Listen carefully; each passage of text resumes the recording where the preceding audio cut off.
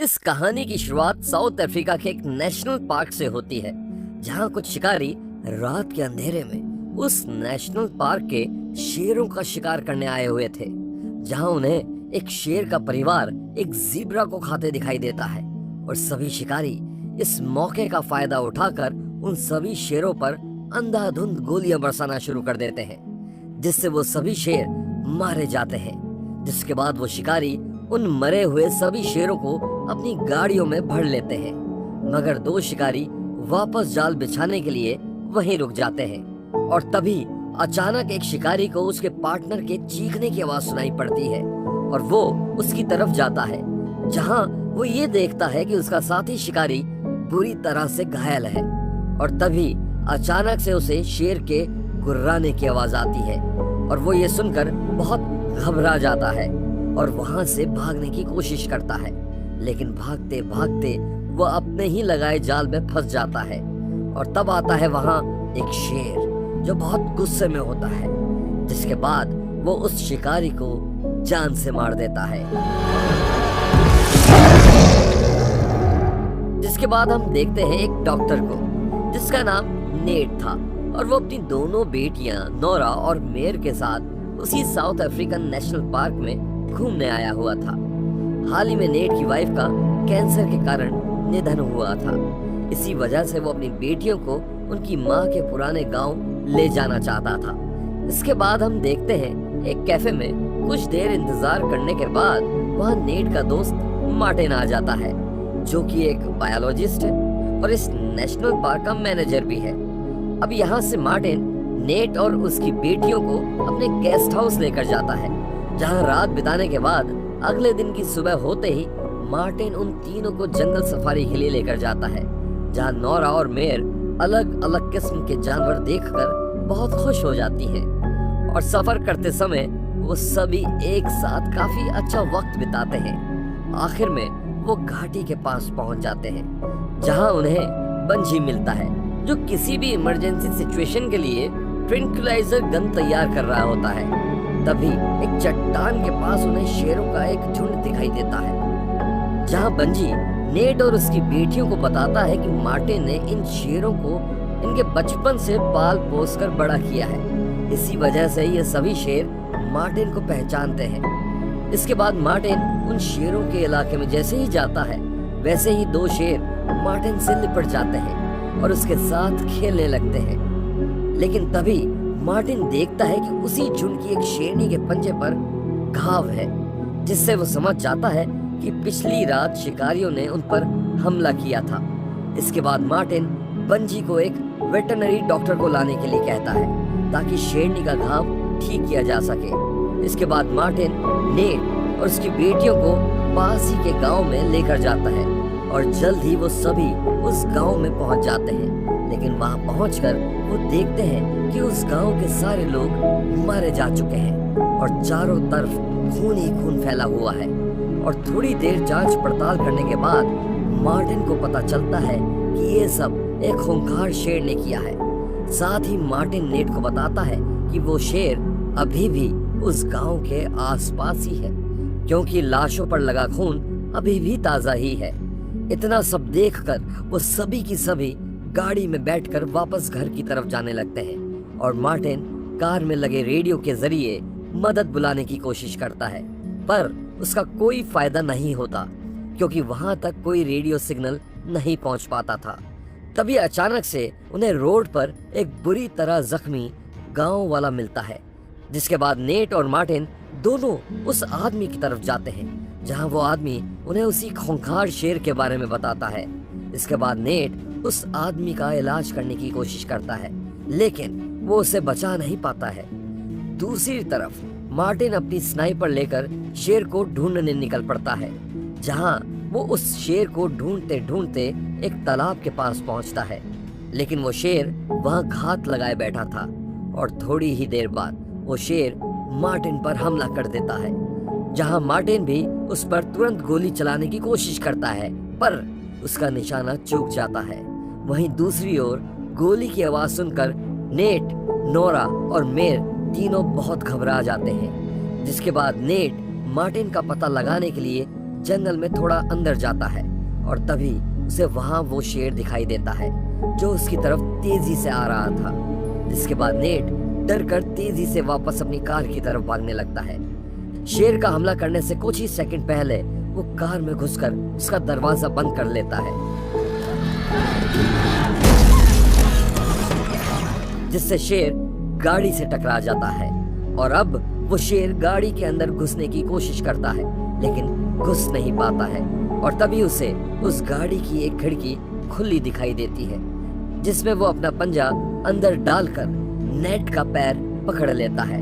ये देखकर Nora engine start करके ड्राइव करने लगती है और तभी नेट शेर के चेहरे पर लात मारकर खुद को उसके जबड़े से निकाल लेता है। लेकिन कुछ ही दूर जाकर वो गाड़ी एक पेड़ से टकरा जाती है और अब गाड़ी एक चट्टान के किनारे पर किसी तरीके से टिकी हुई थी। ये सब देखकर दोनों लड़कियां काफी डर जाती हैं, पर नेट उन्हें दिलासा देता है कि कोई ना कोई उनकी मदद के लिए जरूर आ जाएगा। पर सच्चाई तो ये थी कि वहां तक कोई रेडियो सिग्नल नहीं आता था और साथ ही उनकी गाड़ी भी अब खराब हो चुकी थी। तभी उन्हें एक वॉकी टॉकी पर मार्टिन की आवाज आती है जिस पर मार्टिन बताता है कि उसके पैर पूरी तरह से घायल हैं और शायद वो जल्द ही मरने वाला है। साथ ही वो नेट को कार में ही रहने की हिदायत देता है, पर नेट उसे यूं ही अकेला छोड़कर जाने से साफ इनकार कर देता है। जिसके बाद डॉक्टर होते हुए वो मार्टिन को घाव से खून रोकने का तरीका बताता है, जहां वो उसे अपने चाकू को लाइटर से गर्म करके उसे अपने घाव पर लगाने को कहता है ताकि उससे खून का रिसाव बंद हो सके। मार्टिन ने ऐसा ही किया, लेकिन दर्द के मारे उसकी चीख निकल गई और उसकी चीख सुनकर वहां शेर भी आ जाता है। वॉकी टॉकी पर नेट उसे इंतजार करने को कहता है और बताता है कि वो ट्रंक्लाइजर से उसकी मदद करने आ रहा है। साथ ही मार्टिन भी उन्हें बताता है कि शेर अब वहां से जा चुका है। इसके बाद नेट गाड़ी की छत पर चढ़कर गन से निशाना साधने लगता है, लेकिन तभी उसे वो शेर एक चट्टान से आते हुए दिखता है। मौके का फायदा उठाकर मेर मार्टिन की मदद करने के लिए उसकी ओर भागने लगती है और वहां नेट शेर पर गोली चला देता है और उसका निशाना चूक जाता है और शेर उस पे झपट्टा मारकर उसे गाड़ी की छत से नीचे गिरा देता है।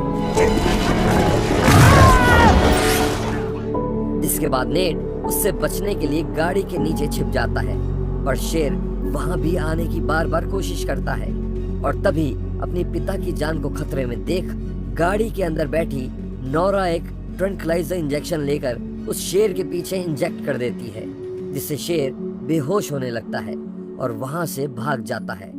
दूसरी ओर मेयर मार्टिन को वापस ले जाती है, जिसके बाद नेट मार्टिन को गाड़ी के अंदर बैठाकर उसके जख्मों का इलाज शुरू कर देता है।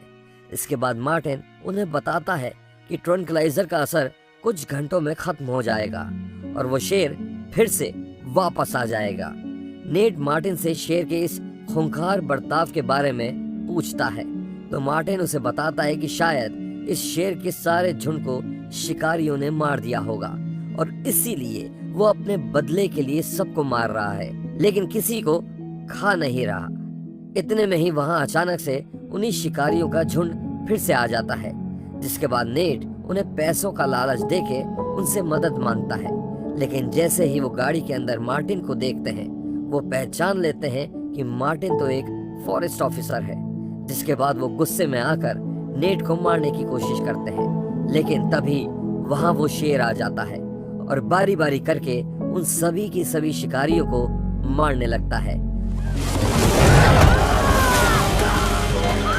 और इसी मौके का फायदा उठाकर वहां से बाहर निकलने के लिए नेट उन शिकारियों का ट्रक चुराने का प्लान बनाता है। लेकिन क्योंकि वो सभी शिकारी उस शेर का पीछा करते करते जंगल के अंदर चले गए थे, इसी वजह से नेट को भी ट्रक की चाबी लेने के लिए उनके पीछे जंगल में जाना पड़ता है।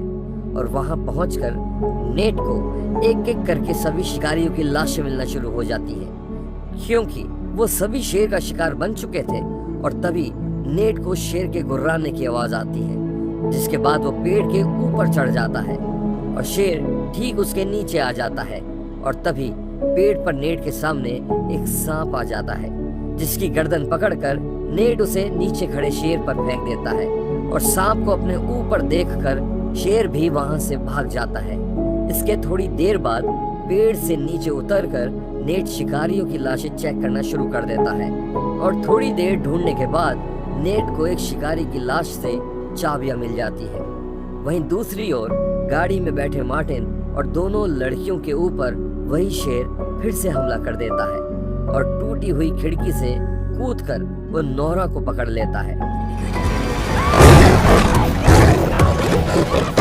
जिसके बाद मार्टिन शेर से लड़ने लगता है और उन दोनों लड़कियों को गाड़ी से बाहर निकलने को कहता है।